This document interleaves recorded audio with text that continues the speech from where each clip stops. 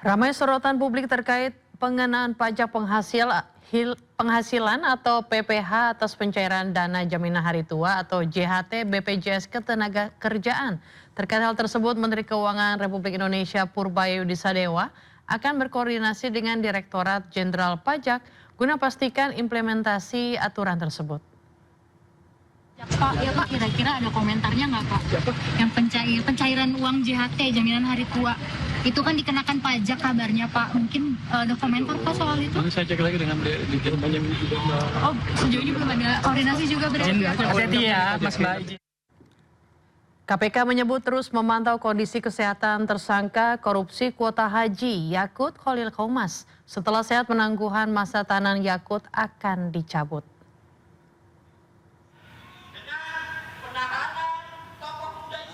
Sejak menjalani perawatan di Rumah Sakit Polri, penyidik KPK melakukan pembantaran atau penangguhan masa tahanan Yakut Khalil Qomas.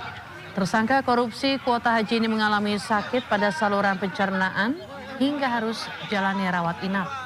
Juru bicara KPK Budi Prasetyo menyebut setelah pihak rumah sakit menyatakan mantan Menteri Agama ini sehat, maka proses hukum akan kembali ia jalani.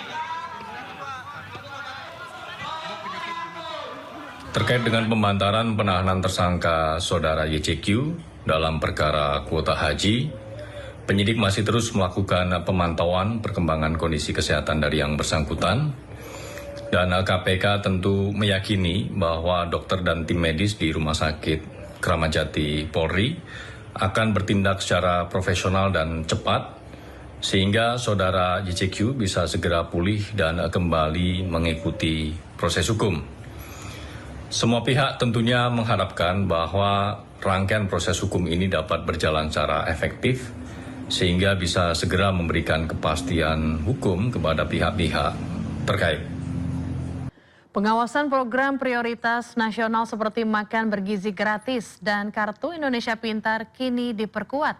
Kejaksaan Agung bersama Pepnas menyiapkan sistem pelaporan berbasis kode QRIS agar masyarakat dapat melaporkan pelaksanaan program secara langsung. Kejaksaan Agung terus memperkuat pengawasan program prioritas nasional seperti makan bergizi gratis atau MBG, Koperasi Desa Merah Putih hingga Kartu Indonesia Pintar. Salah satunya dengan menyiapkan sistem pelaporan berbasis aplikasi yang terintegrasi melalui kode QRIS.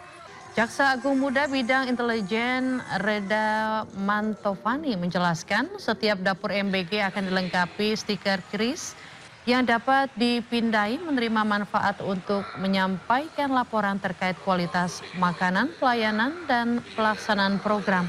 Laporan yang masuk akan tersimpan di basis data kejaksaan dan diteruskan kepada Badan Gizi Nasional sebagai bahan evaluasi.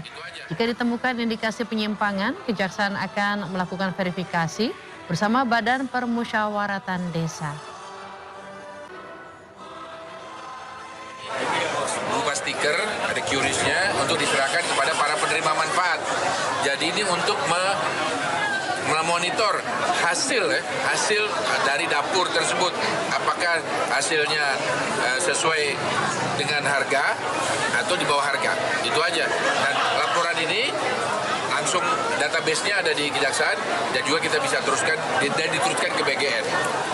Kasih Intel dalam hal ini kalau ada laporan-laporan yang penting itu akan turun dan minta tolong dengan anggota BPD di sini nih, di desa terdekat, atau minta bantuan dari BPD untuk bisa meng-cross-check dan mengklarifikasi. Sementara itu, Gubernur Jawa Barat Deddy Mulyadi menyambut positif kerjasama antara Kejaksaan dan Pepnas dalam pengawasan program pemerintah. Menurutnya, kehadiran aparat pengawas dan unsur masyarakat di tingkat desa dapat mencegah penyimpangan pengelolaan dana desa serta memastikan program berjalan tetap tepat sasaran. Deddy juga menekankan pentingnya pengawasan terhadap program Kartu Indonesia Pintar atau KIP, mengingat masih ditemukan sejumlah kasus penyaluran bantuan yang tidak tepat sasaran di berbagai daerah. Melalui sinergi Kejaksaan, Pepnas dan pemerintah daerah, pengawasan program prioritas nasional diharapkan semakin efektif, transparan, dan tepat sasaran. Karena KIP ini banyak selama ini tidak tepat sasaran seperti yang terjadi di Cirebon yang berujung dengan pidana. Nah, sehingga nanti kan penerima KIP ini pasti ada lokasi rumahnya. Ya, betul. Di desa mana, RT berapa. Nah, dengan sistem yang dibuat nanti kan Bamusdesnya bisa aktif menyatakan memang anak ini keluarga yang layak mendapat KIP atau kuliahnya layak mendapat KIP, sehingga dana pemerintah tidak jatuh pada orang yang tidak semestinya menerima. Seperti kasus di Cirebon, anak dokter, ada ASN, anak wakil kepala sekolah. Nah, ini penting karena KIP itu dananya sangat besar dan memiliki pengaruh terhadap kesinambungan pendidikan bagi masyarakat yang tidak. 499 menuju 5 abad DKI Jakarta digelar di kawasan Bundaran HI. Panggung hiburan dan sejumlah ornamen Betawi menghiasi kawasan Bundaran Hotel Indonesia Jakarta.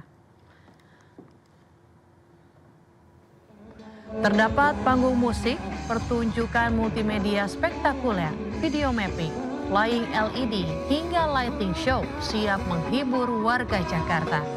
Selain itu, panggung utama akan dimeriahkan sejumlah musisi nasional, diantaranya Padi Reborn, Mahalini, Adrian Halif, Pasming Bass, Cici Paramida, Molukan Soul, Sania, dan penampil lainnya.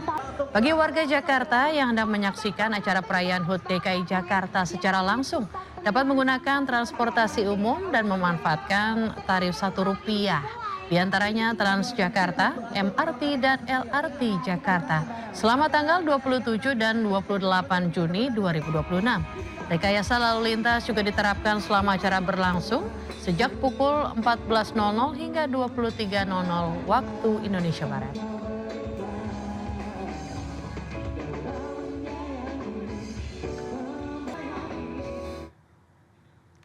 Ya, puluhan pasangan secara massal mencatatkan ikatan sucinya secara sah dalam event Nikah Fest 2026 yang digelar oleh Kementerian Agama. Sejumlah pasangan mengaku terbantu dengan event ini. Suasana bahagia menyelimuti puluhan pasangan yang secara sah dan resmi melangsungkan pernikahan dalam event Nikah Fest 2026 yang diselenggarakan oleh Kementerian Agama. Acara digelar di Gedung Smesko Pancoran, Jakarta Selatan, diikuti pasangan calon pengantin yang berasal dari Jabodetabek. Nikah Fest 2026 tidak hanya memfasilitasi pasangan calon pengantin untuk melangsungkan akad nikah, namun juga menjadi ruang edukasi bagi masyarakat akan pentingnya pernikahan resmi yang merupakan bagian ketertiban hukum di Indonesia. Alhamdulillah ya, kalau menurut saya sangat bersyukur dan saya sangat bangga karena saya memang sudah pacaran alhamdulillah dari 2021 dan alhamdulillah sekarang 2026 melaksanakan pernikahan. Sesuai dengan target perjanjian ketika ada event seperti ini, saya bakal berjanji bakal daftar dan alhamdulillah di tahun sekarang saya dikasih kesempatan buat daftar event pernikahan seperti ini. Nih kalau menurut saya sangat berarti dan berguna, sangat bermanfaat.